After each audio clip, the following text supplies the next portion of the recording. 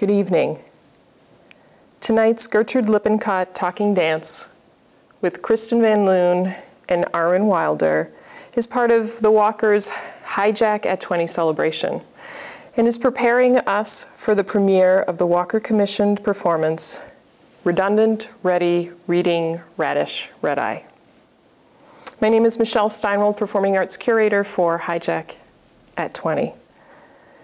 Following Hijack's process, I've been learning a lot about collaboration, negotiation, compromise, and precision. This November's Choreographers Evening marks the 20th anniversary, their 20th anniversary, though they worked together far longer than that.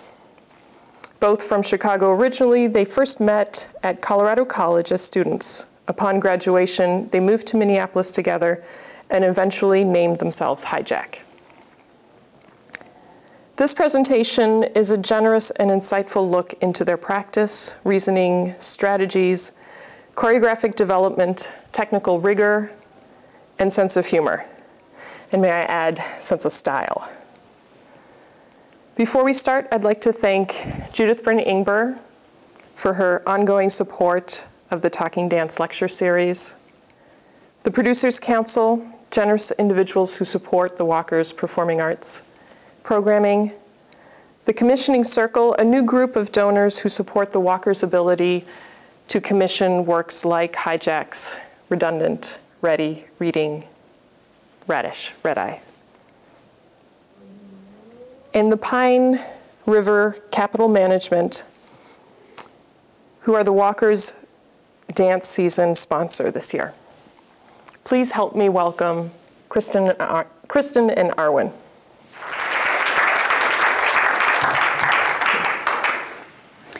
Hi, I'm Arwen. I'm Kristin. And Michelle said a lot of what I was going to say in this part. But we are performing in December, and we've been working on this piece for about 3 years. And we had an opportunity to talk, and we thought that this is our 20-year anniversary. We could talk about our 20 years. We could give a primer for tonight, the December show, and we're doing something that's kind of neither of those and also in between. So the slideshow and talk is really focusing on visual art as an inspiration for what we do. And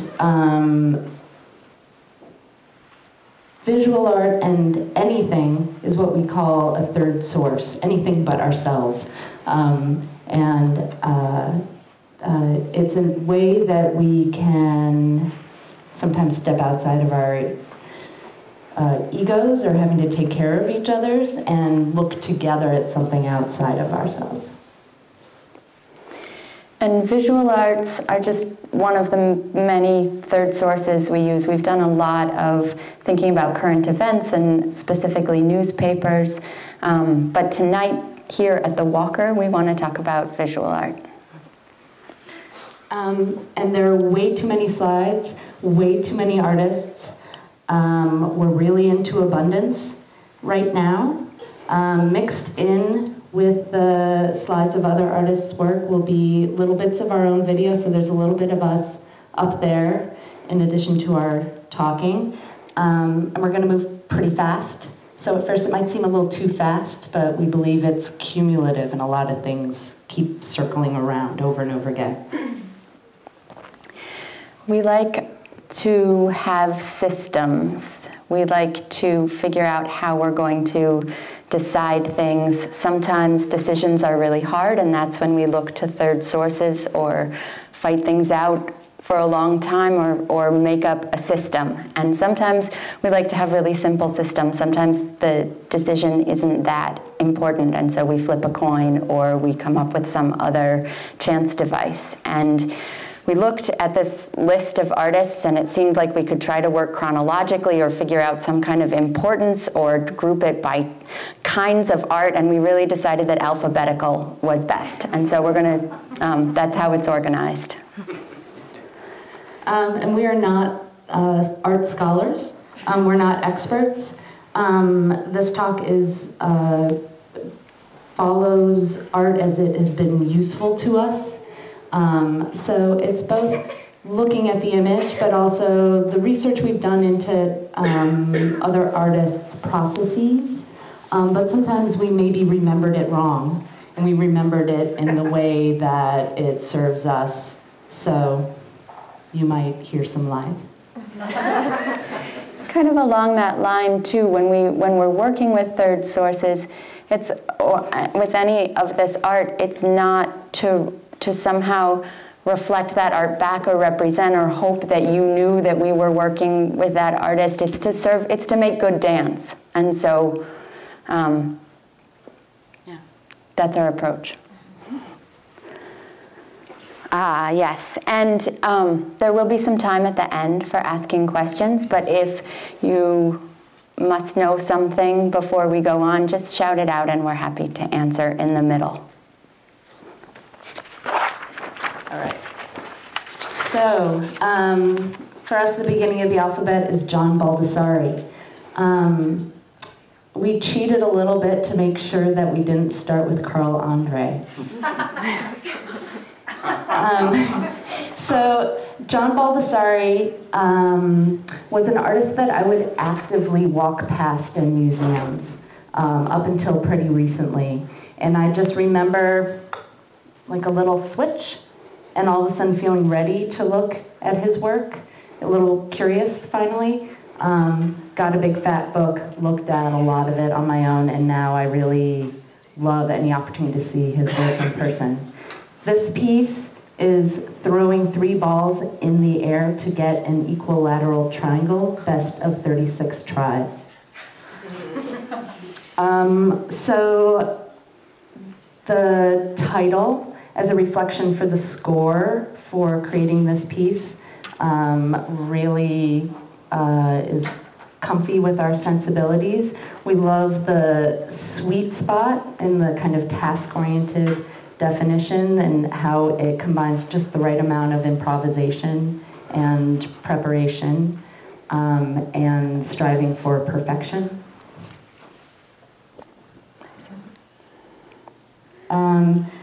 Very similar piece, throwing 4 balls in the air to get a square, best of 36 tries. Just 2 things I'll add. One is the presentation of many attempts being different than just showing one. You'll see that in our choreography. Also that this is kind of a craptastic photograph of a book with a cheap camera. As much as we're trying to have the best slides up there we could pull off, we didn't sweat it too much, and it was just a lot of our experience with art is actually pictures in books. It's not always the work in person. Another picture of a book, the book. Another Baldessari. We'll be there for a little bit. This really upset my sensibility for a while. And then I came to really enjoy how what I call janky frame, so that he didn't synthesize all the different parts so much as to make sure they all fit in a nice, pretty rectangle, that he very plainly shows you that they weren't intended to be together. That's something that we've been working on for a while in our collaboration, figuring out how much to synthesize our 2 voices, how much to make sure it looks like a single voice in the performance, and how much to show our different ideas or personalities and let them exist separately but together on stage. This is what I think of as really iconic of Baldessari's work, the big colorful dots over faces. And this is a strategy. We've been using the code word censoring, but that's a really odd word for it. But blocking or covering or erasing parts of things to help us all consider the whole in a more fresh way. So I really love how he identified faces as being very noisy information. It's really hard to look at anything except faces, and it's really hard to see anything except narrative on stage. And those two problems are kind of synonymous for me. So by putting these colorful dots over the faces, it helps draw my eye to other parts of the composition, and inverting and foiling a kind of figure-ground relationship is very much what we're working on in this choreography. Oh, Baldessari. Okay, this is still Baldessari. This is choosing a game for two players, rhubarb.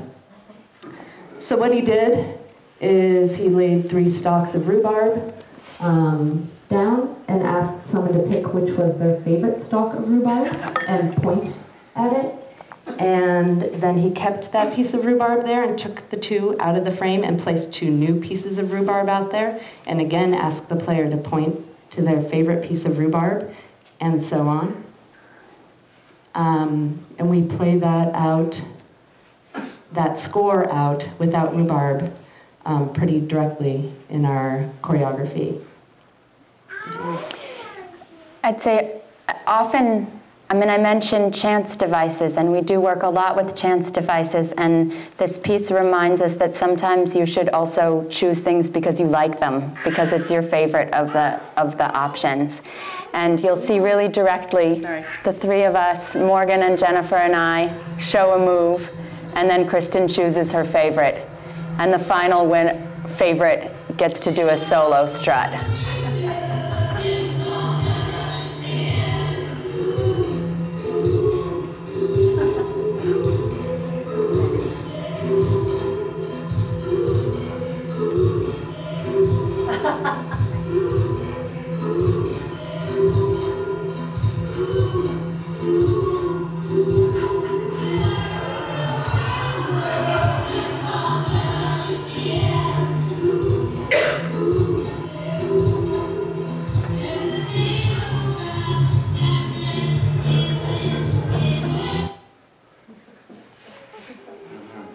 That was earlier this year in the Outlet series. There are some empty seats if people want them.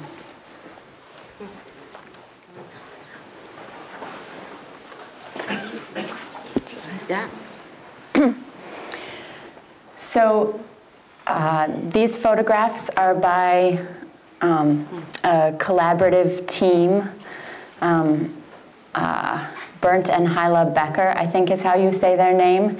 They take all of these stunningly beautiful photographs of water towers in an exhaustive way. And we have been looking at these photographs for years. We're interested in both in the framing of them, the separate frames, and how they exist together. I'm also really interested in how photographers collaborate. That's a little mysterious to me. And I am interested in how they're known for being technically perfect. And I'm interested in how something which is so much driven by technique can create so much emotion and political meaning. And we're going to offer a few little scavenger hunts, hoping that you'll come to the show in December. And there's a very specific shout out to the Beckers in our piece, and this is what it looks like. Water tower, water tower, water tower, water tower, water tower, water tower, water tower, water tower, water tower. That's in the piece coming up in December, but as we were looking at this and thinking about our current show, we realized that actually about 6 years ago, in 2007, we made a piece where we very much directly quoted this grid. You'll see dancers, sure, yeah. Dancers were each both being the frame and the content.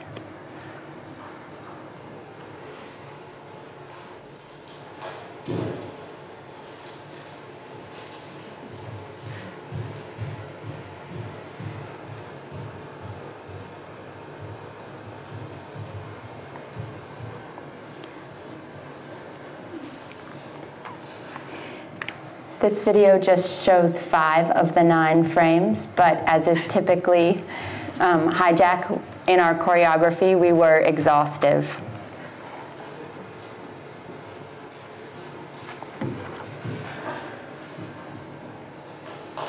Exhaustive or exhausted?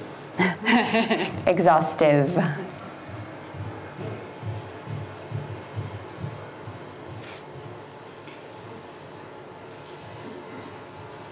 What's the name of the piece?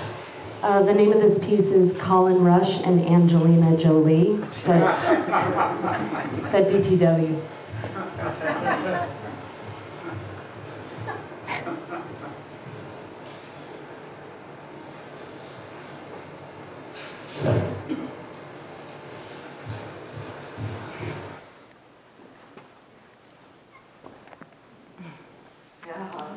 Another grid. This is another cheating moment. This is not art, this is journalism. Journalism about fashion. Bill Cunningham's weekly column piece in the New York Times. So, we're not talking about newspapers tonight, but print journalism and the slow death of it is a big topic for us right now.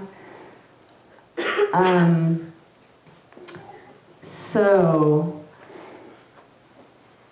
I love Cunningham's process. One of going out on the street, scanning for what's around, noticing a pattern, picking a pattern to commit to, finding more examples for a collection, and doing that weekly. So that is very familiar to us in our process. Another thing going on here is just a weekly practice. I mean, for me, for 3 years, I've cut the Cunningham piece out of the paper every week for 3 years, so I have this nice pile. And another thing for us is that we've been teaching contact improvisation every Wednesday morning for about 13 years. And it was important to us to somehow express something from what happened every Wednesday morning in the choreography as it was developing. Ethics are going to come up again and again. One thing I found out recently is that it's against the rules to manipulate doctor photographs at all in journalism in the newspaper, except in the fashion pages.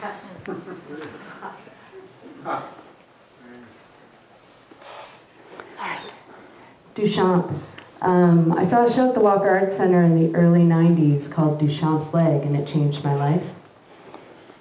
This piece is his Box in a Valise, which is a small edition of multiples, tiny versions of all the important works of his career to date, copies of them. It's been a little bit of a mantra in my head as we've been making Redundant Ready, Reading Radish Red Eye, in our decision not to do a retrospective, but to make a whole new thing. Something I love about this is the ability to view the whole, all at once, of anything that's hard to see. And we've been kind of collecting examples of things that are hard to see the whole all at once because they're made of too many parts or it's just too big to fit in your view. It's another example of how multiple things can exist together as one piece, too. He has things from different forms here. Elasho Oku, roughly translated is she has a hot ass. Again, I'm going to say ethics, and I'm going to say irreverence. And I'm going to show you a redundant response to it.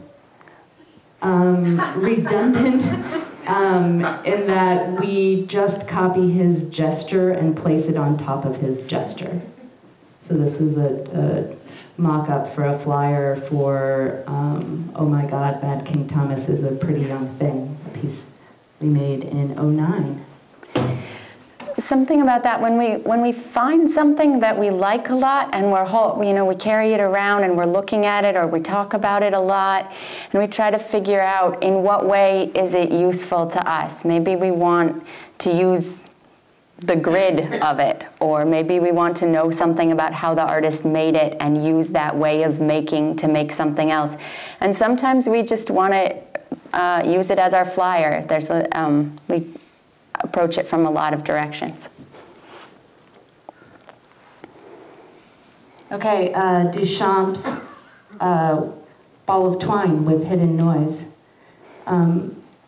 This sculpture represents for us right now a point of contention between us, which is if you can be generous towards the audience when including hidden or smothered communication. So, is that pretty close? Inside the ball of twine, there's a little thing that makes noise when you shake it. And inside our piece, there's talking that you can't hear because there's music playing, there are moves that are hidden, and we're working really hard to come into agreement about what we should do in the piece around those choices. Is it more generous if you tell them that it's hidden? Then is that okay? Thomas Friedman, 1,000 Hours of Staring. This is a sculpture. It's a piece of paper that he claims was tacked to his wall for 1,000 hours. Hung on the wall. So I love a two-dimensional thing turned into a three-dimensional thing. Called a sculpture. I guess that's what I mean by that. Also, it's just a void space in this talk for us all to rest. And we've been using that strategy in the piece. The piece is pretty abundant, and so there are places of silence and places of stillness in it.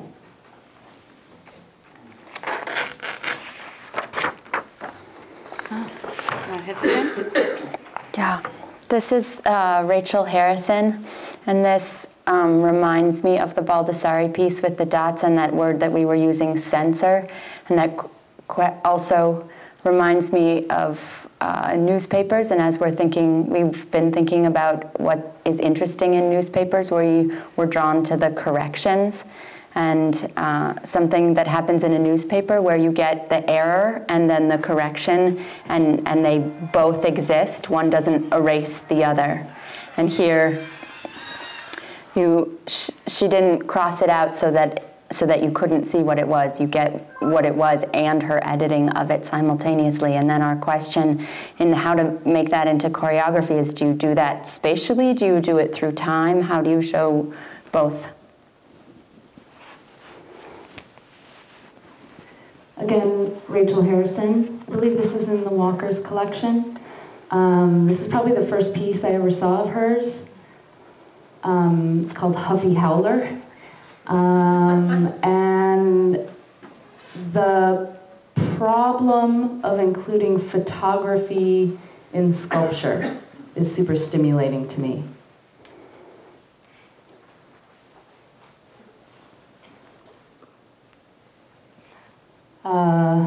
Felt compelled to have another Rachel Harrison. This is one that I saw recently in New York.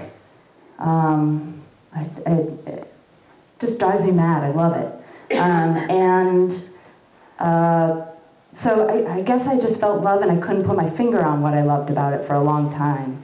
And now I think it's the way the figures are looking in at each other. And as we rehearse our piece that we'll be performing here, we're really feeling the bossiness of an architecture of being in a theater, and how it really pushes the body towards a frontal presentation, towards the audience. And we're trying to remind ourselves and all the dancers that we're also looking in at each other. We like the look of looking at people, looking at each other and communicating with each other, not only at an audience. Yeah.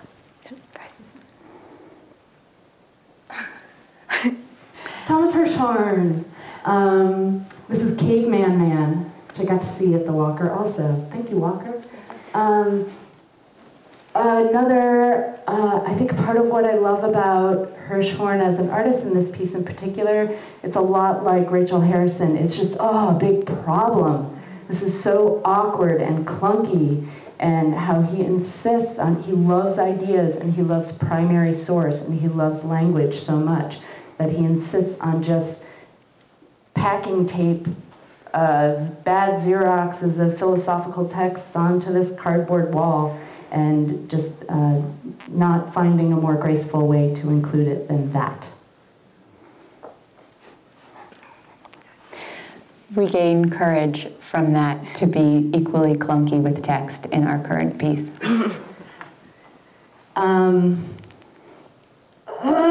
This piece just, it's again Hirschhorn. I'm going to describe another piece of his while we look at this one. This one was very recently hanging in the Walker. I believe it's not up right now. But the first time I encountered Thomas Hirschhorn's work, I remember it was a wall of shelves of globes that were all shellacked with packing tape and clippings from magazines, and they were all like fashion pictures, and all the models were wearing camouflage fashion. And it just made me boil. The piece was so powerful. I have a very strong reaction to camouflage always. So the courage to include what you hate sometimes in your art. Not just the courage that actually sometimes it's a good idea. This is David Hockney, and we spent a lot of time looking through a whole book of Hockney's that were similar. We saw a pattern, so we have two of them in here. And the pattern was no matter what the socioeconomic status or the characters or the gender of the people, there was always one looking directly out and one looking to the side, and we were really interested in the power dynamics here. We were looking at these when we were making the very first duet that we made on ourselves, and we were wondering about the two people together on stage and two people, what was unison. We were also really starting our love affair with contact improvisation, from which we were learning about not being frontal, about being three-dimensional in the space. And so what we ultimately did in that piece was very strict unison, but facing in different directions, stolen from Hockney.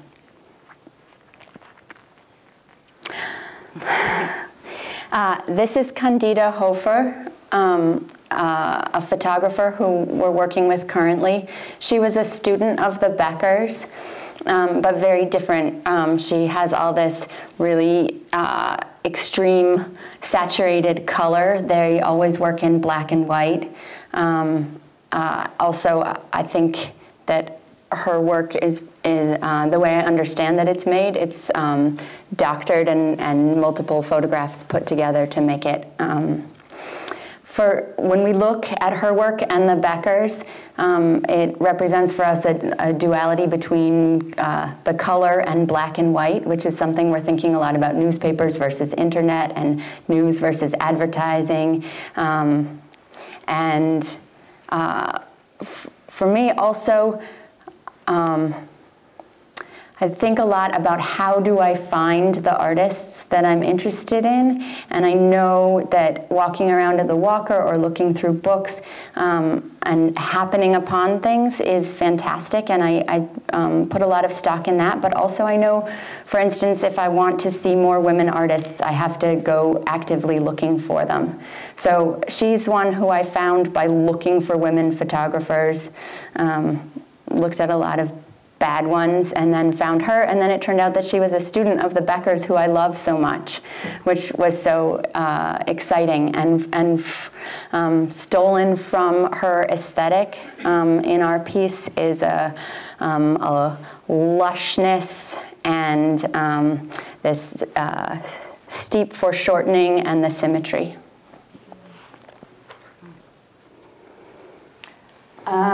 Okay, Ray Johnson, who is an artist. Actually, I love that you were talking about how do we encounter the art and the artists. I had an absolutely magical experience as a teenager stumbling upon his art. I'm not going to tell that story right now. But I am going to say that I started just really getting Ray Johnson in my craw. I was like kind of really wanting to look at his work recently and was having a hard time. I think part of why I was thinking about him is we were looking at the death of print newspapers and snail mail and dance. I often think, like, I feel a kinship with, like, sad and dying things, things with small audiences, you know, just, I kind of love being in a tiny art form in that way. I really wanted to, there's an incredible movie about him, How to Draw a Bunny, but I just wanted to look at his work, and I didn't want to be spending time on the internet doing it, so I started questing for a book, which was very hard to find, and then in San Francisco on tour, I came across a wall of 5 of his pieces, and this was one of them.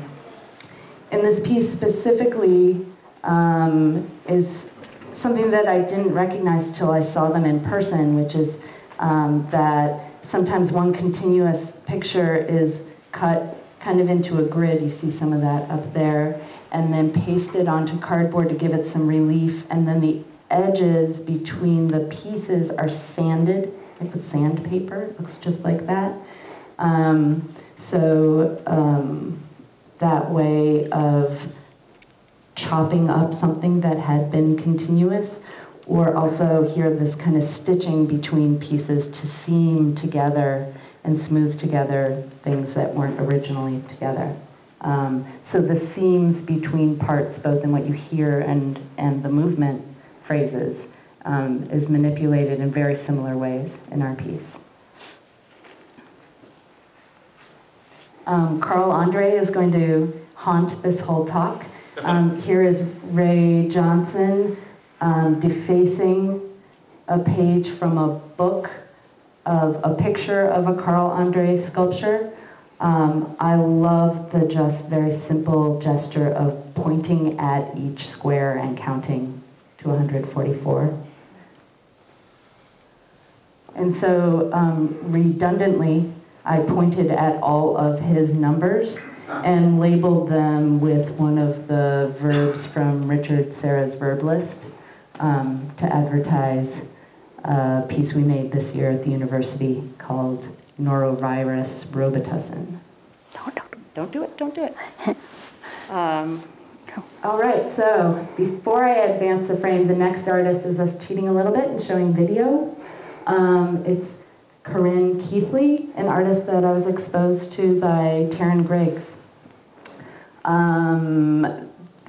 She seems to have, I don't know much of her art, she seems to have a diverse practice, but we love this video. This is a small excerpt of Untitled Perth Dickinson. I was born in 1950. I don't know, sometime in 1950, 1940s, 30-something, 1930-something. I love Emily Dickinson. I actually knew a girl growing up in Perth called Emily Dickinson. No relation. Australia is so, bright. It's very silly. And Emily Dickinson is so, not bright. And I like to imagine it. Growing up, I like to read Emily Dickinson and be thinking about what it would be like if you constantly saw, you know, something very gaping and dark and sort of, right? So we've been working hard for a long time to find a way to express our love for this piece through dance. And first we're going to show you something that we now think didn't work. And so we pretty much molded bodies into these soccer figurines. It was earlier this year.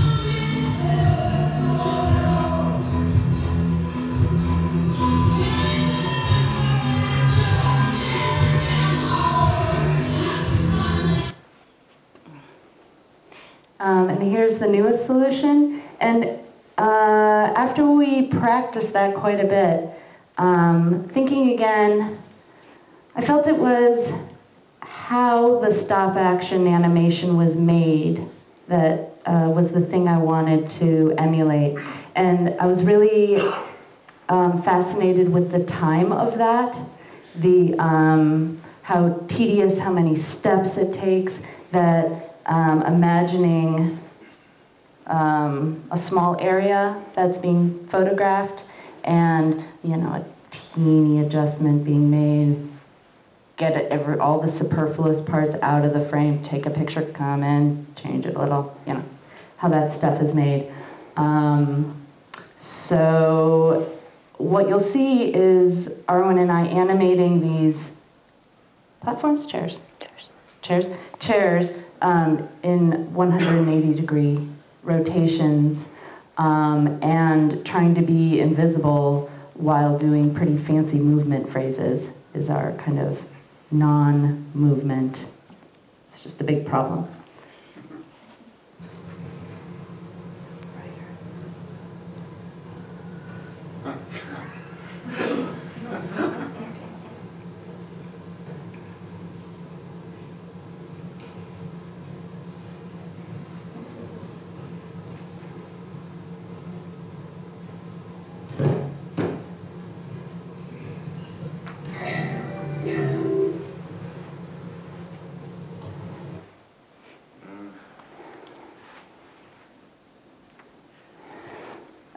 We don't have time to talk about this. This is Mike Kelly. More love hours than can ever be repaid.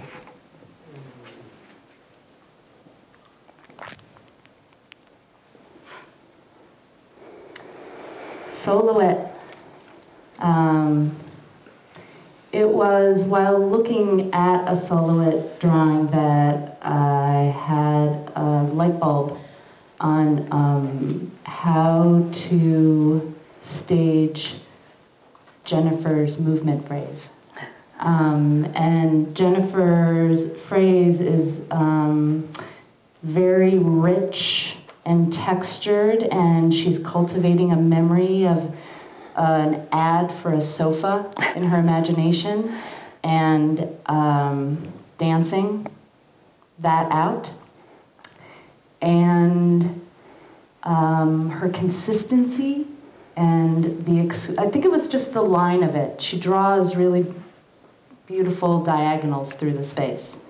But what we do to it is we pen it into a small space for her to dance to it, and then we open the door and she dances in the whole space. And the integrity of her dance material is expressed so much more fully by seeing it have to survive those two situations, I think.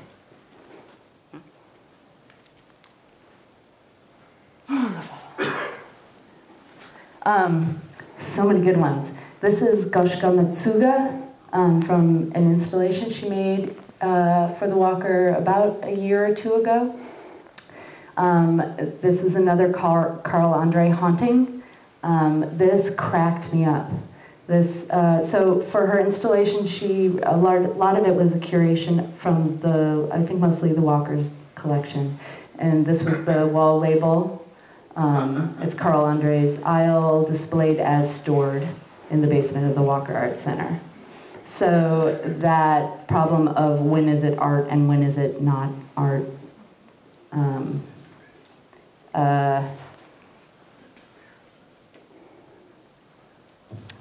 want to say, in part inspired by this, we requested a tour of the storage of the Walker Art Center, of the visual arts, and it was fantastic. And coming upon the pallets with the stacks of wood for Carl Andre's Aisle, looking exactly like this, but actually in storage, was like coming across a superstar on the street.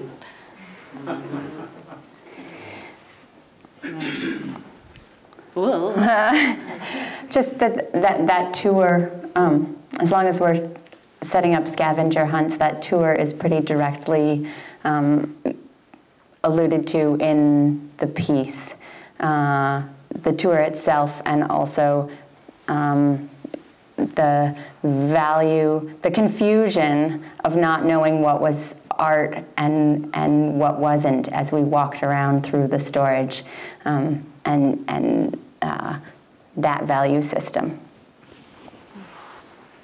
And some ways we're working with dance material in those ways are, what is practice, what is rehearsal, what is performance, what is warm-up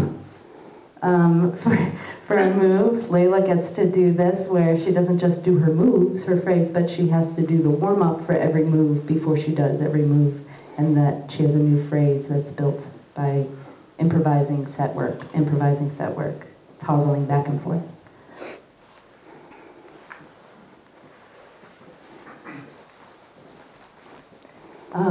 Agnes Martin is providing another kind of nice, clean void space here.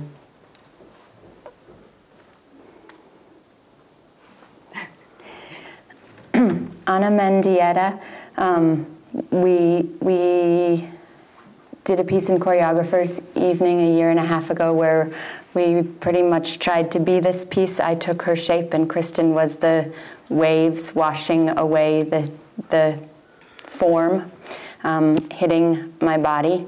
We partly included her as a balance to Carl Andre. We keep mentioning them, and if you don't know, Anna Mendieta died when she left through a window, and maybe she left on her own, and maybe Carl Andre, her lover, pushed her.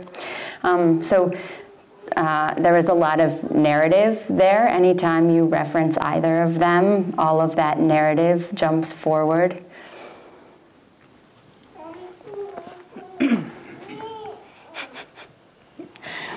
So next to the name Bruce Nauman, I wrote, quick! We're going to quickly cruise through Bruce Nauman, in part because we're a little embarrassed because it's such a cliche for contemporary choreographers to reference Bruce Nauman. I do, just today I was thinking about my first exposure to Bruce Nauman, and it was, I think the year I moved here, I was 21, 22, and I heard that Meredith Monk was going to be talking at the Walker. So I went to this interview. I'd heard of Meredith Monk, and I was like, who's this cowboy with Meredith Monk?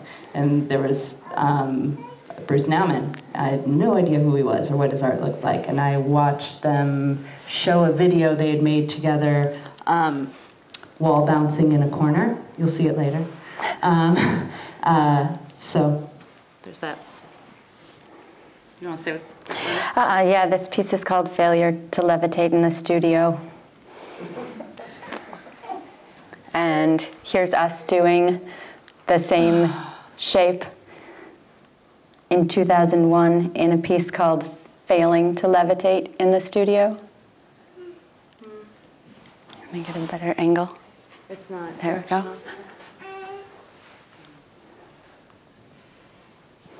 That's Bruce Nauman's contrapposto walk.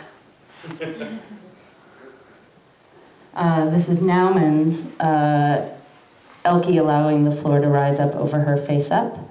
And next will be a video of a solo Arwen made for me from 2001.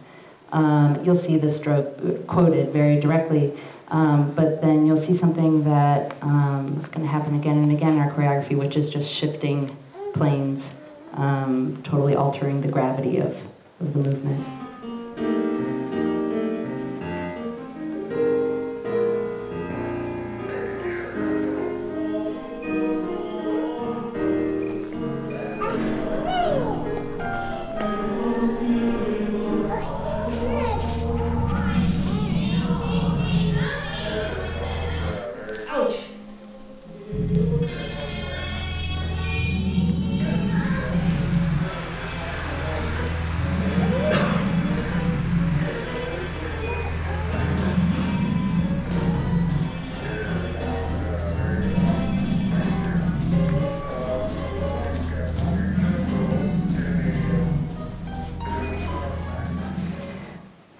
What Kristin said about altering the gravity is interesting to us because we're making dance. We're in a form bound by gravity, but also because we have this general problem where we're working from either a two-dimensional piece that we're trying to make into dance, or from a sculpture which is three-dimensional but it's still, and we're trying to make it into a time-based art. And so that translation through planes is fascinating.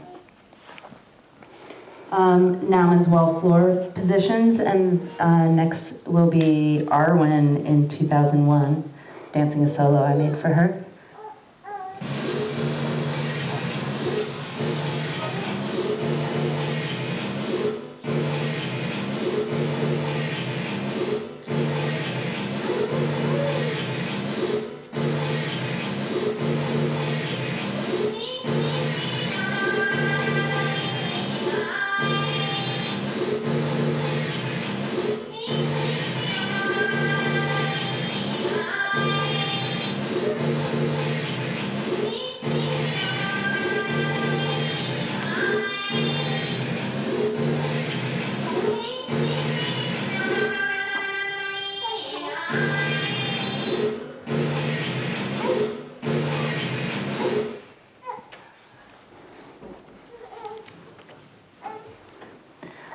So here are just two other Nauman pieces which are fresh to my eyes now. I'm a little exhausted, or what do I want to say?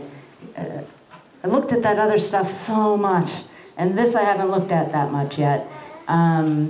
This is my name as though it were written on the surface of the moon. This is my last name exaggerated 14 times vertically. Stretching and compressing are very much at play in our new choreography. How differently material behaves when stretched in the different relationships to gravity. And then also something we've done over and over again in preparing our material for choreography is to take any movement phrase of any length and to just say it is 18 moves. So to ask the dancer to chop it into 18 bits, determining for themselves where beginnings and endings are, and then to do an 18-minute run of that phrase, which maybe was 7 seconds long originally. So stretching and then finding the strategies for stretching, spontaneously usually.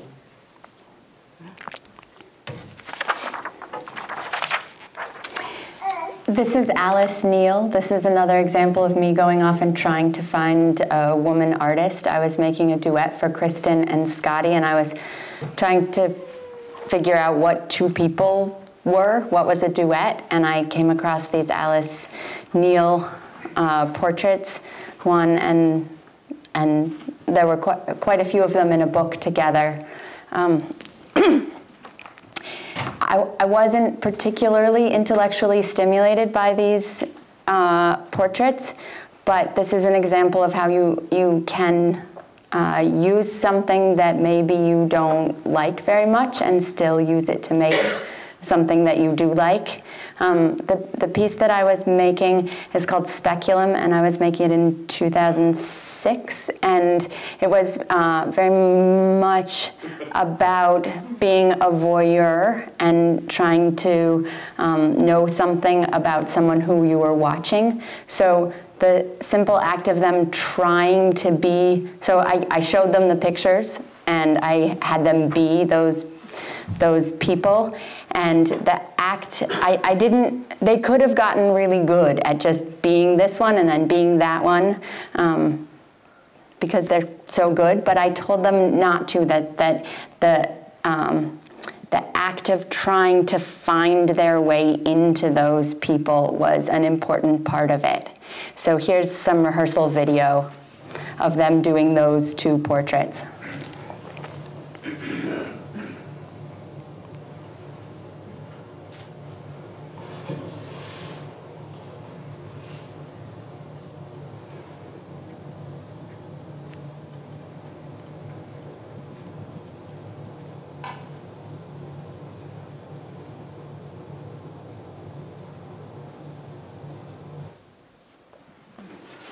I'm thinking about what you just said about the emphasis being on how we get into those people and how much it was about defining endpoint and transition, not about getting into their character or... Yeah.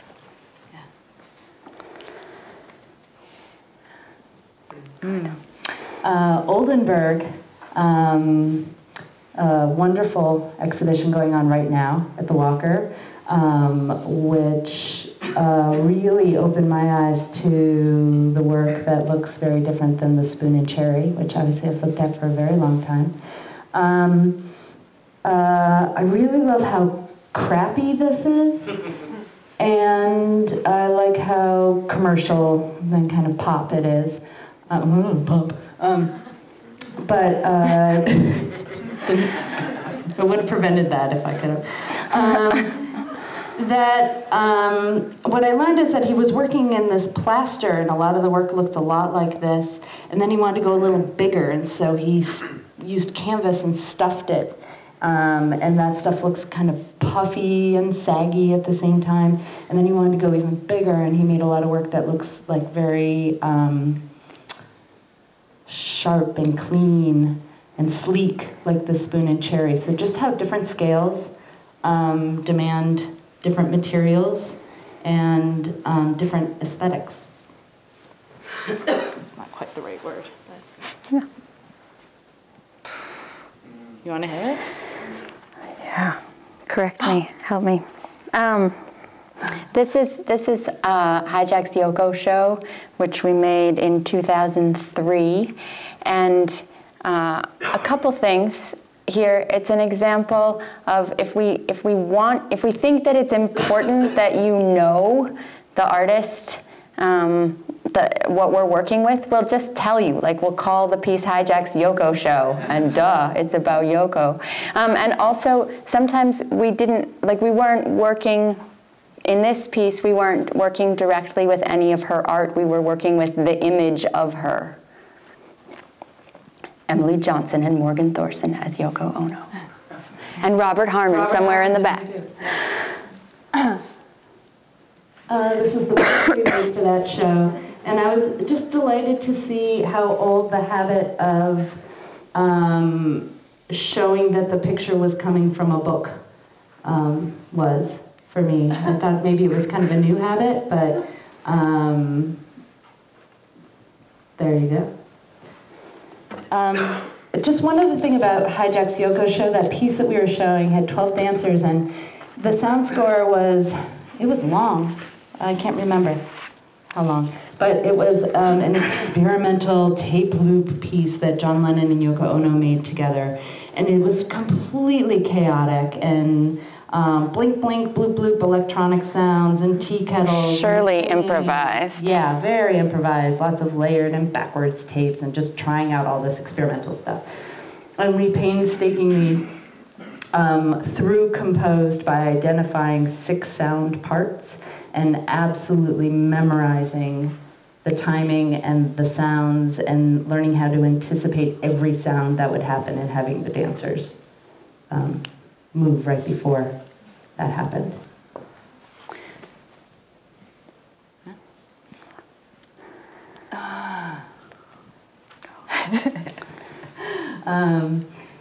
Richard Prince is a real son of a bitch, and I really love him. And this is a piece from the Canal Zone series, and he got in big trouble, and I read the entire transcript from the trial this year. Really interested in ethics, again, thinking about ethics in journalism and then ethics in art. And part of that is just trying to survive having access to everything all the time because of the internet. Just trying to figure out how to be in the world with that going on.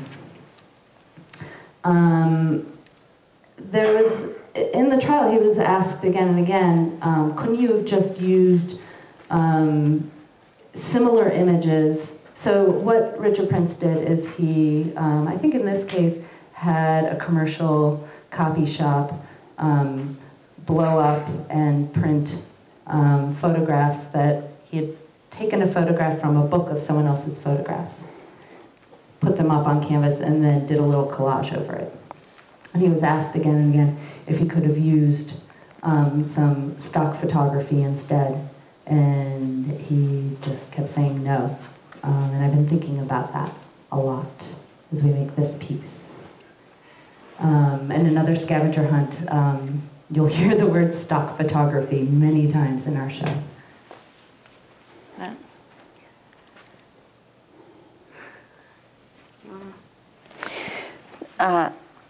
This is Ramirez, and Ramirez has become a code word for a whole process of making dance that we've used. The process is that you take a visual piece and you look at it for 1 minute, and then for a minute you close your eyes and you remember it, you conjure it in your imagination as best as you can, and then for the next minute you get to look again, right?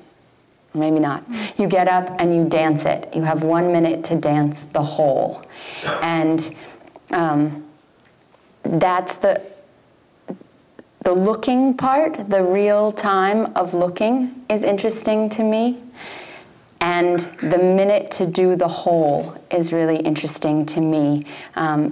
For one thing, it makes movement that's it like puts the fire under your ass. You got to keep going because you have to get in all those lines in 1 minute. But there's something about expressing a whole in a very short time. Yeah. There's lots more to say about him. Yeah, just his work specifically lended itself to this process.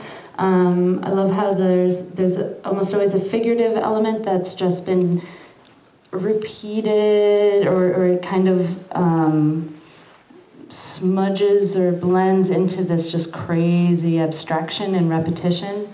And again, as Arwen said, the insistence to represent the whole, just watching each other's phrases just expresses a lot about how much the figure and how much the ground is absorbed. Like, what can you remember? It's often a narrative element, so we were kind of exercising. Again, inverting that. And as Arwen was saying, the real time,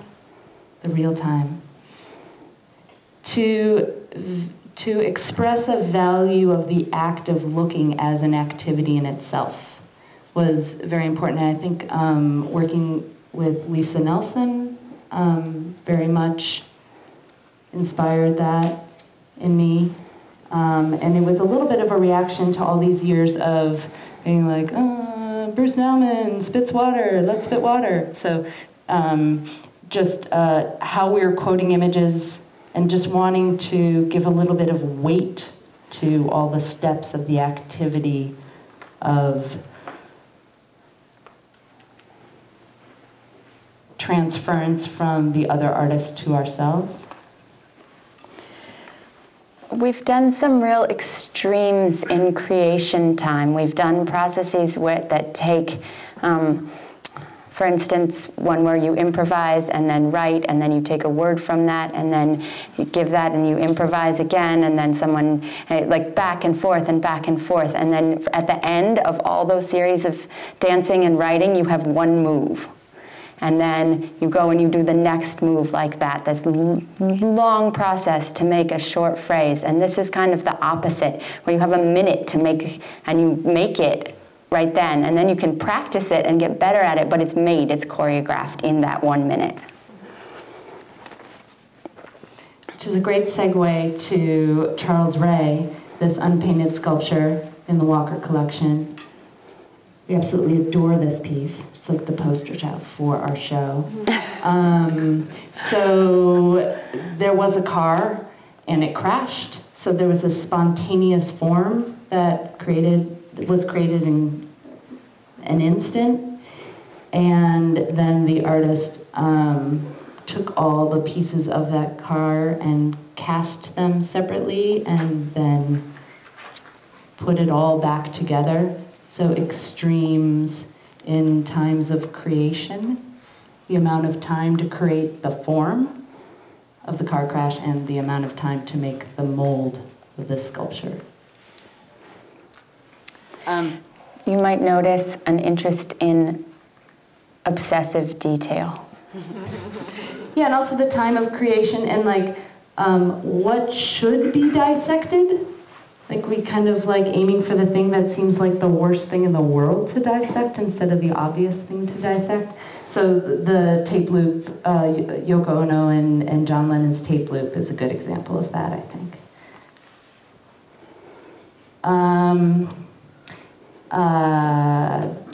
Just another Charles Ray, and this is ink line.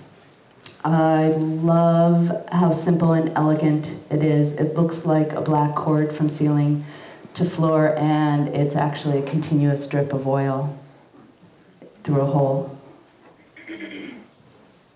The part I love is imagining the piping in the area that we can't see.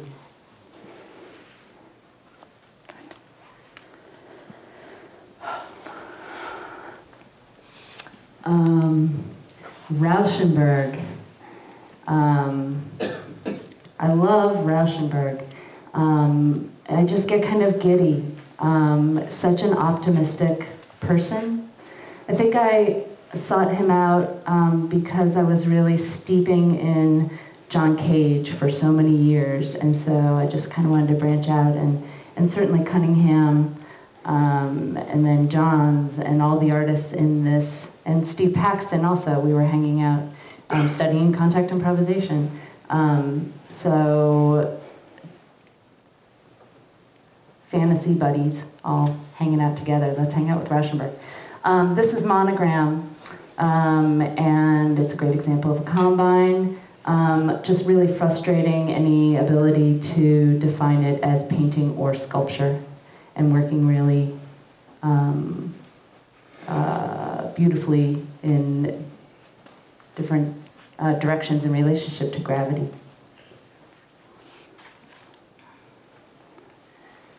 This is Rauschenberg's erased de Kooning, another void space in this talk. Another reason I really gravitate towards Rauschenberg is I love reading the stories of people rejecting abstract expressionism. So all different artists in all different ways, what came after that. I love something turning into something else, something being rejected in an abrupt or very gradual way. So this was a very elegant gesture where Rauschenberg brought a bottle of booze to de Kooning's studio and forced himself to ask permission directly, and asked de Kooning to give him one of his drawings, which Rauschenberg then did erase. What? Sometimes Kristin says, kill your guru when she talks about this piece. It's what? Kill your guru.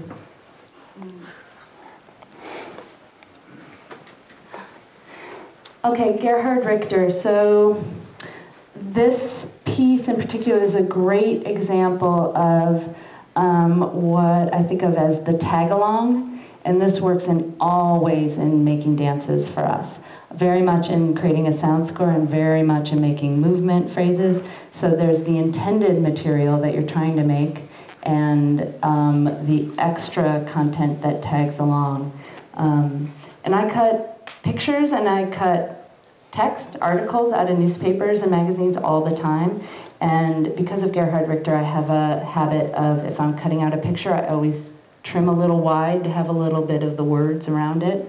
Not so I can read them, but just so I can feel the context of where it came from.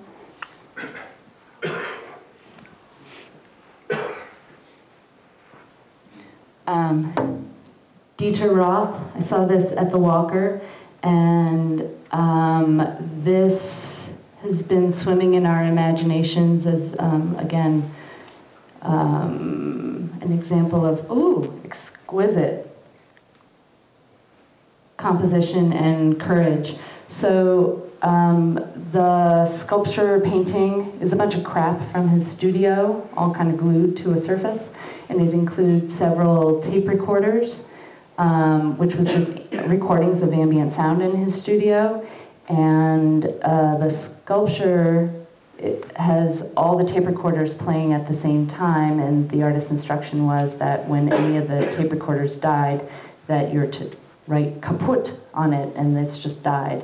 And so all the tape recorders say kaput, but when I saw the piece, the plaque next to it explained that it was part of the institution's mission to preserve art, and so a recording was made on CD of what it sounded like when all the tape recorders were playing, and that was playing behind the sculpture.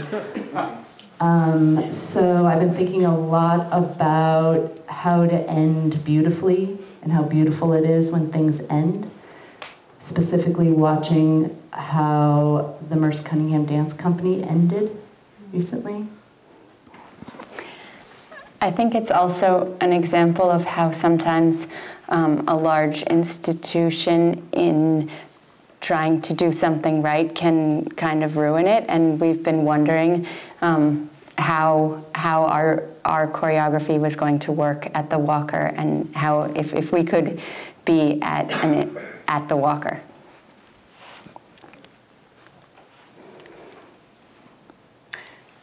So here's where we're cheating with the alphabet again. There's a whole kind of like pot that's called sculpture. A couple sculptures that weren't particularly important to us, ripped out of magazines. But with the suspicion that something like a Ramirez process, which was looking at very 2D drawings and making movement out of them, that there were certain kinds of sculptures, or sculpture in general, could make a different kind of choreography just because it had been 3D, I guess. So that sculpture, here we are doing them earlier this year.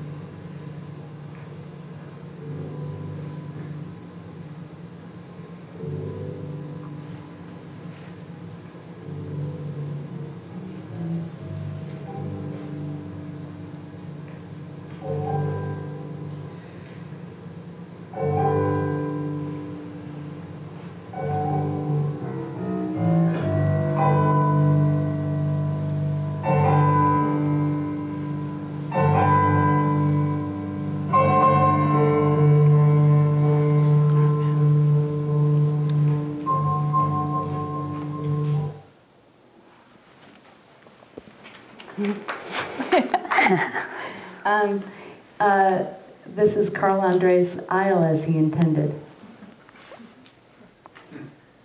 This is Concrete Poetry by Carl Andre. I was like, oh, some Carl Andre I really like.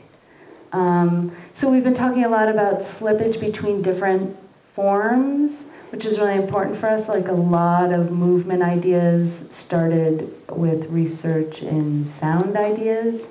And we often push to have ideas and material exist in more than one arena that way. So I really love how this is language operating as sculpture, that the word world is still associative, but that this is a very just abstract design as well.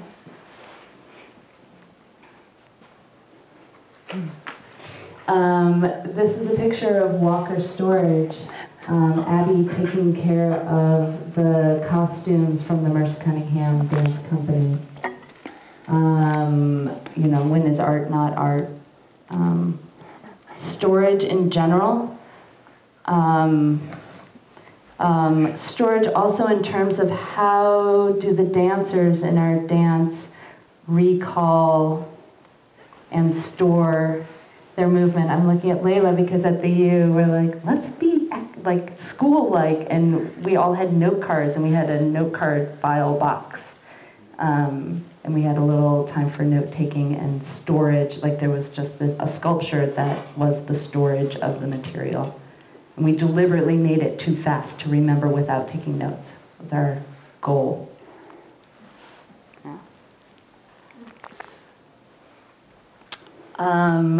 Two pictures of productions of the play Circle Mirror Transformation. I've never seen this play. I came across the script on a shelf while researching for Smithsonian Smith, where we use scripts in another way. And these just crack me up, that the play takes place in rehearsals for a play, and so every production tries to make a rehearsal studio on a stage. And it just reminds us of sometimes when we know it's show night and we're performing, and we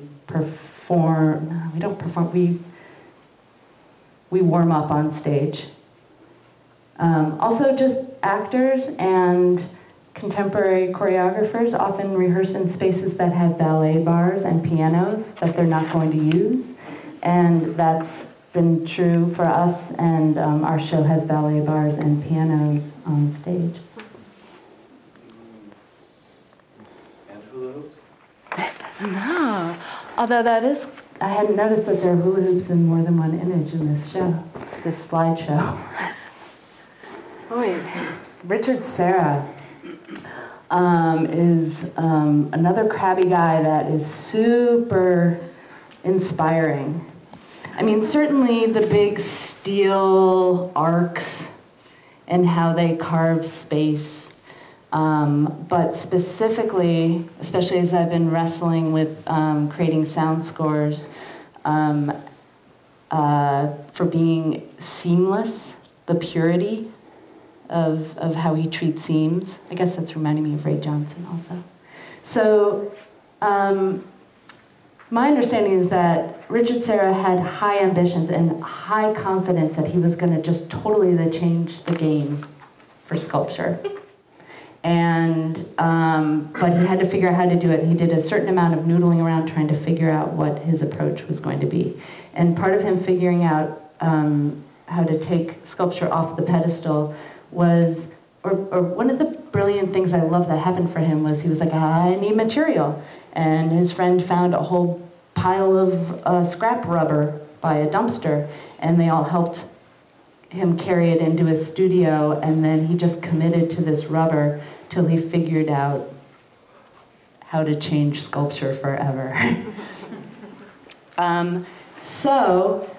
We found this old video from 1999, which was a very similar exhaustive process where Arwen and I just spent a lot of time being like, well, what's every move we can do where we're standing on each other's feet? and we call it foot on foot. This is a small part of it.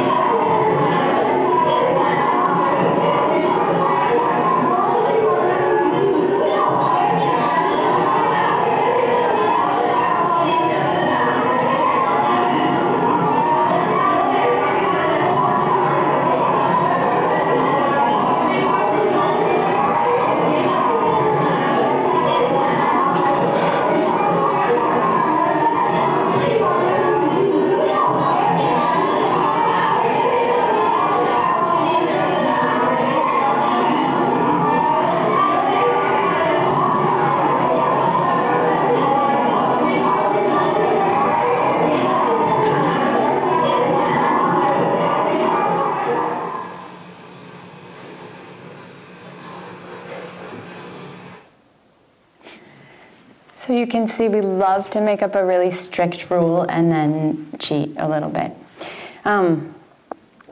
This is Richard Serra's verb list. My understanding is this is the list he made to figure out what could be done with all that rubber as he was trying to reinvent sculpture. And we love this list, the ones that seem like verbs and the ones that seem really esoteric. And we've worked excuse me, we've worked with it several times. We'll show you a video from Fetish in 2004. And listen carefully, there's it's a little quiet, but right away we make a very clear reference to Serra. And then we continue on in as smooth a progression as we could muster, going from Richard Serra to Barry Manilow.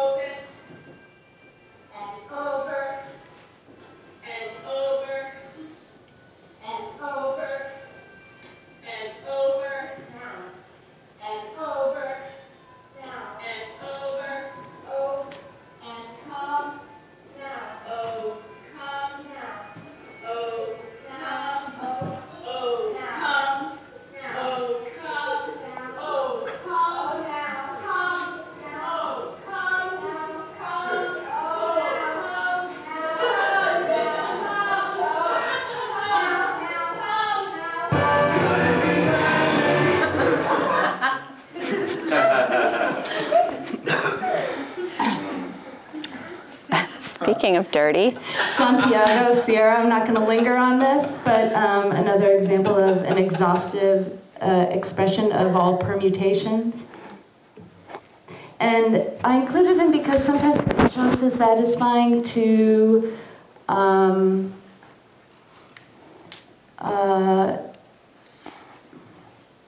I found this picture of OMG MKTPYT from 2009, and I was like, oh, we made a Santiago Serra, and we didn't even know it.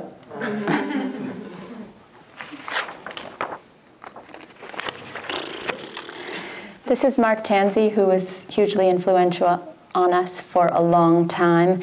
This particular one reminds me of the car crash one, an instantaneous and then the painstaking composition.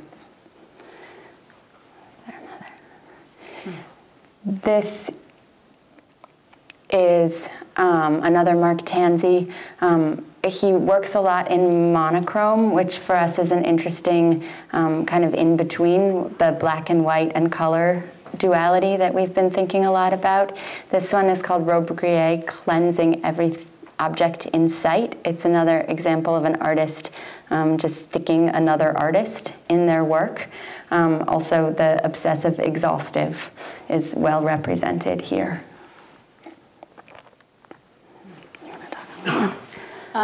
This is Mark Tansey's color wheel, part of his process. It's great fun to spin his 3 wheels, and so it would help randomize his brainstorming, and then he would, just play it out. A couple spins, one from each ring. Gives me refugees deciphering the non-author, or the naked eye reducing all to closet formalists. We like his wit. And we started systematically satisfying all 4 panels of his painting called 4 Forbidden Senses. This is the first one we satisfied with a piece in 1995 called At Best, Relationships Are Marginal.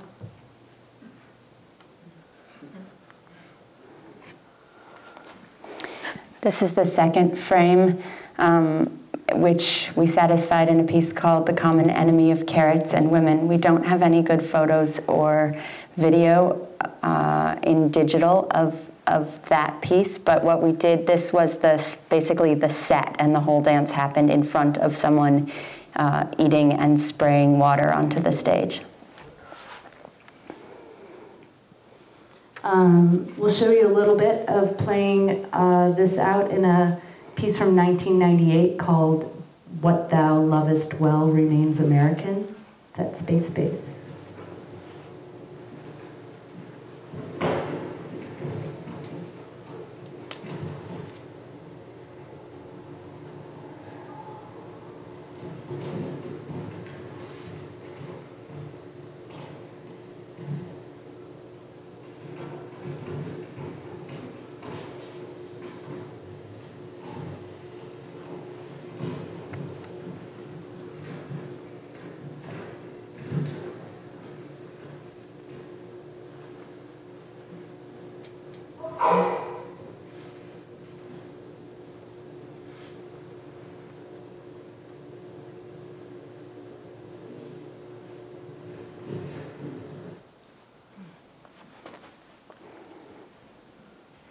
This is the final frame of the Mark Tansey, and the video we're going to show you for it is from Failing to Levitate in the Studio. That's the one that had all the Nauman references. It has lots of Nauman and then a little Yoko Ono, and then right after you see the neon, you'll just so briefly see this image, which was a kind of joke on the RCA label. Master's voice. Yeah.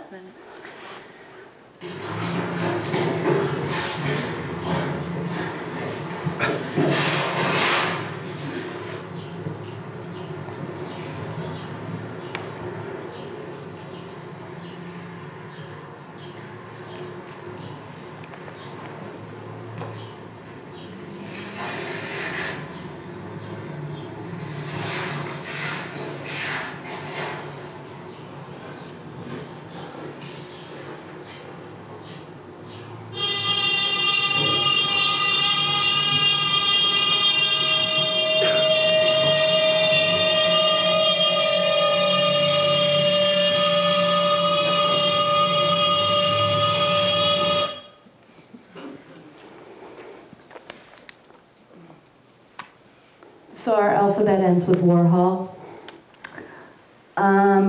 So this kind of Warhol, lots and lots of this kind of Warhol. He made a lot of them.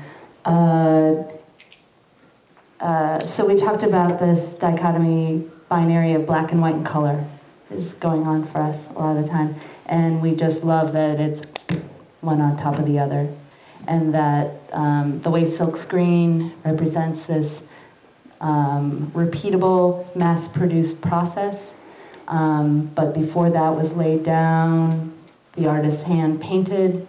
And he could have made sure it would line up better, but he didn't. That being very important to us. And in our choreography in this show, you'll see a lot of things that are expressing just imagining printing, especially like the ink running out on the stamp as it is repeated across the stage. This gesture that comes from looking at Warhol is something that we use a lot when we're trying to describe to our dancers a relationship either to the music or to unison. It's like, it could line up perfectly. We know we could make that, and it's perfect, but then it's off.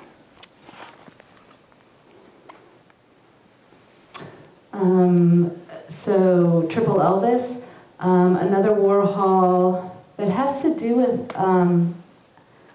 again, attitude about how much he's controlling.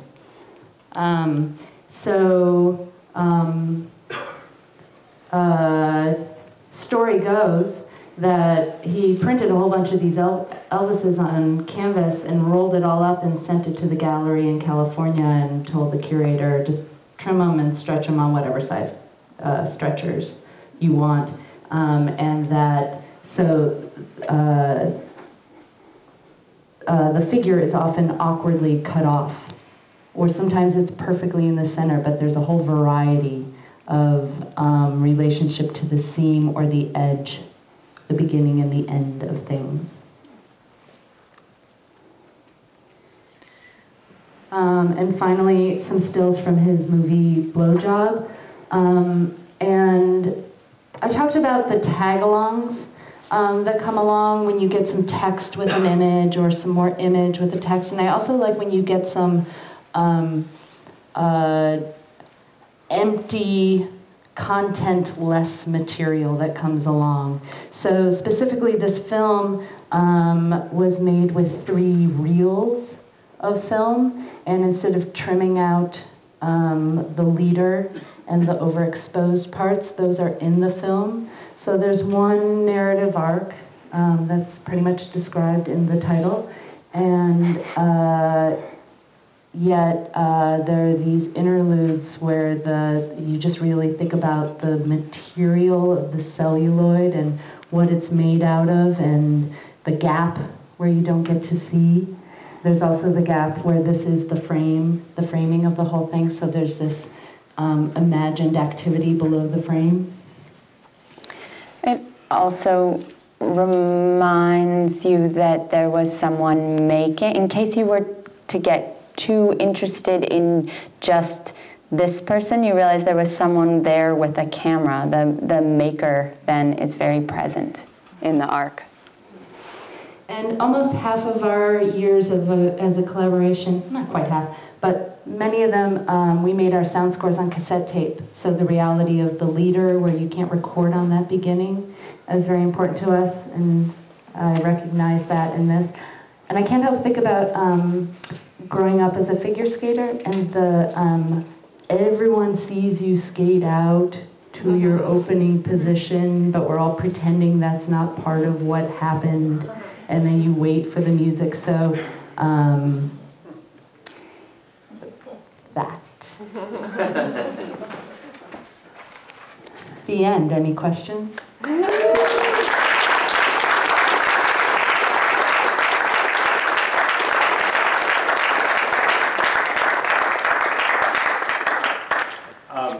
I missed the first 15 minutes or something. I suppose you kicked it off talking about the grid and time and space, how to deal with that as cutting it up from movement. I'm just guessing. I'm kind of reverse engineering. But I can watch it later too. You don't have to go into it. But I was also wondering if in the piece, based on the animation of the two figures, why you don't use camouflage if you don't want to be noticed. So the last part of that question was when we were doing the animation, why we didn't wear camouflage, since we didn't want to be noticed. I'd say that was an interesting movement problem for us, to put the fancy movement and to try to perform it as if the moving of the chairs is the important thing, knowing that we're also trying to dance as fully and beautifully as we can. It's an interesting problem. Very similar to the problem of making both the frame and the content in the frame out of the same thing, which is a dancer's body when we were doing Colin Rush and Angelina Jolie off of the Bechers.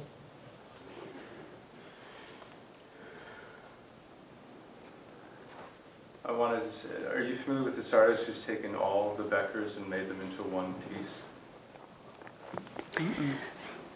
Sean asked if we were familiar with the artist who takes the Bechers and made them all of their work into one piece.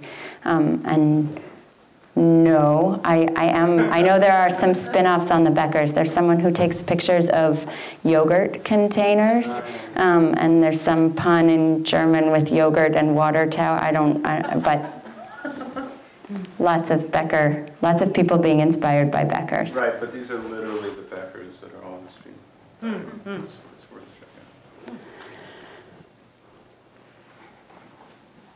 Other questions? Can you talk about your titles over the years? Yeah, so the question was about our titles over the years. We often use the word real estate to describe the opportunity in a title that you'll see in December. We're obviously still very interested in spoken language in dances, but it's a huge problem, kind of like a photograph and a sculpture. We rarely can find many ways that we can tolerate having talking in dances.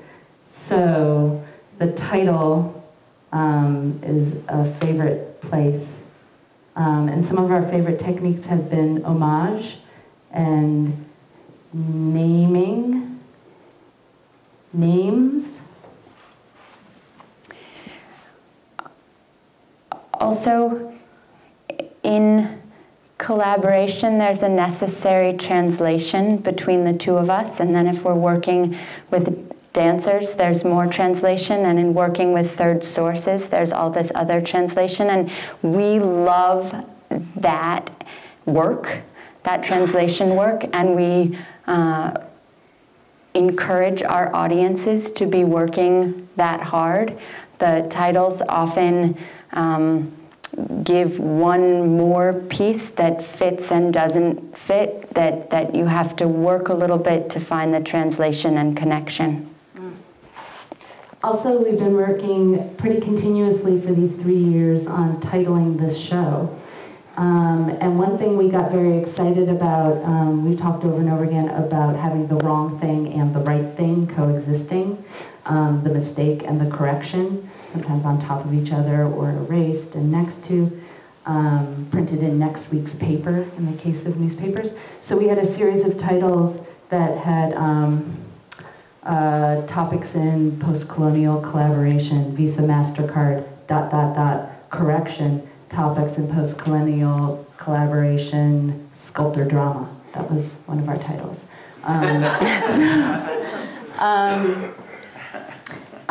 We went through a process 6 months ago, roughly, of we each had to title the piece every day. We had a deadline. And it's really fun to go back through our history and influences just for this presentation and to see how often we love the list format, and kind of loving that our title is a list of words separated by commas. Just an expression of and. Speaking of titles, could you tell us how you came up with your name of Hijack?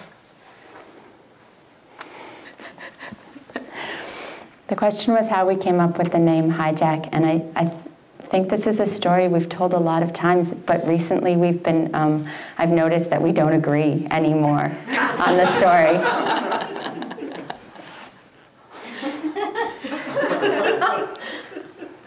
Can we leave it at that?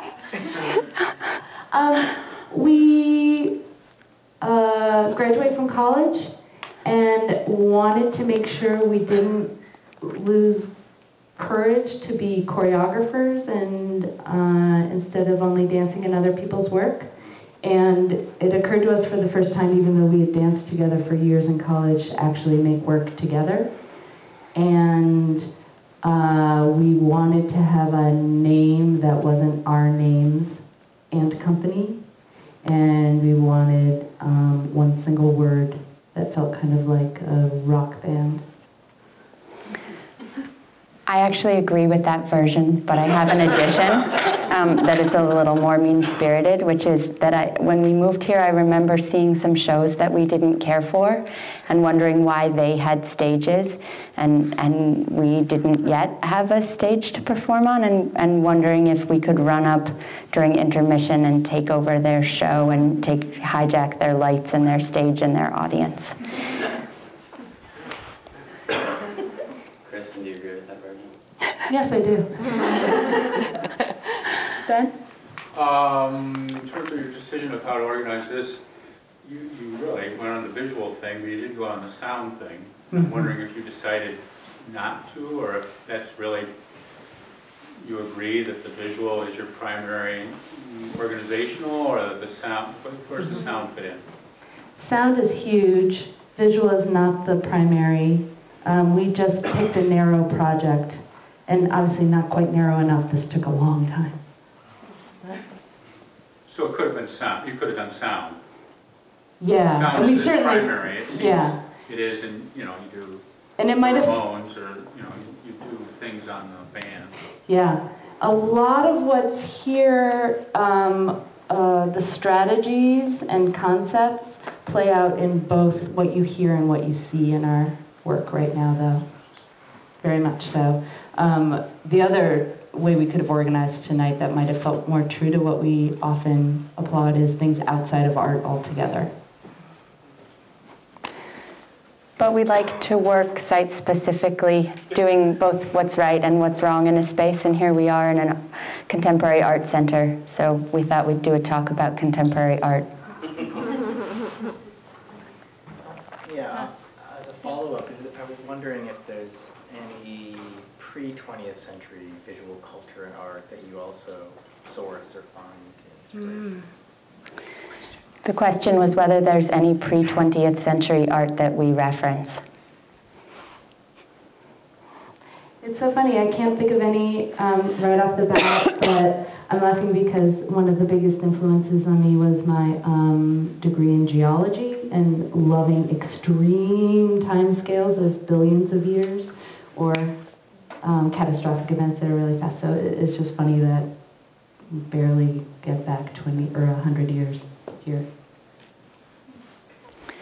I'm wondering if, looking back over the past 20 years, you can sort of describe or identify like cycles of things becoming topics that you're especially preoccupied with, and then moving on to other cycles. The question was, in looking back over 20 years, recognizing cycles or periods where we were interested in a thing for a while. I would describe our first cycle as lasting about 2 years, and it was a refusal to make anything without at least one of us as an outside eye. So we only made work together from the outside on other dancers or solos for each other. And we took a year to make a 5-minute duet for our own bodies. And that was, we started in 93 and it was 95 when we did that. So that was the first cycle, I would say. And then I would say there was a cycle, this is fun, making this up as I go along. Cracking open that practice of making duets for ourselves and becoming completely enamored with contact improvisation. So there was the contact improvisation phase, where we traveled around the world to study and do it, and we wondered, oh, are we supposed to be performing contact improvisation? And we did a series of duets that we called Don't Get Me Wrong, I Worship at the Shrine. And we found it really boring. And so there was the rejection of that as our performance practice, beginning the next phase. We often call ourselves contrarian, and we like to think that every project is the opposite of the previous project. But then when you start to look not just at one project and the project directly after it, we realize that things do really go in phases. And in the same way that we look back and we realize, oh wow, we made a lot of pieces with Bruce Nauman, and oops, a lot of pieces with Yoko Ono, or all of the phases that Kristin was saying too. We also are very interested in when you lump and when you split something. So we could micro split any of those phases or lump them as well. There's lots. I just thought of one more phase, which is a phase that just started about 2 years ago, so about 18 years into our process, which is the beginning of making full evening concerts. Let's have one more. One more question? Yeah. How do you know when you're done with something, or do you even believe things can be done? Because you said you'd been working on this piece for 3 years, and I've seen various incarnations of it, and I'm really fascinated by that aspect of the way you guys work, because I do the complete opposite. And so I thought I would find it excruciating, but it isn't. It's really fascinating to me. And I wonder if you guys even have, like I have a notion of, I'm starting this, it's done, and then I move on. And you guys don't have that, because I've seen you guys put stuff like in different versions, and then it seems like this piece is like the culmination of that. But then like, I doubt it is gonna be the culmination of it, because I'm sure you're gonna push that somewhere else. So like, how do you measure that? The basic question of that is, how do you know something is done? You wanna start?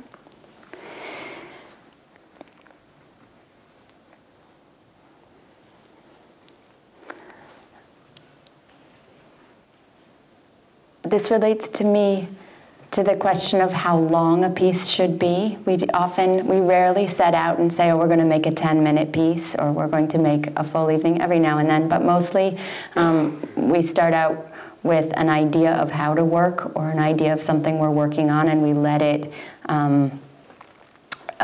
be as long a piece as it should be.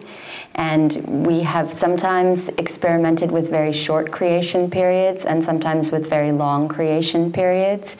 And sometimes we know that ahead of time. And so that is one of the projects of the piece, is to figure out how to make it take the amount of time that we said it was going to take.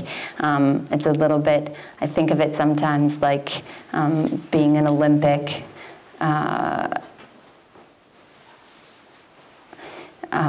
so where you have to peak at the right time.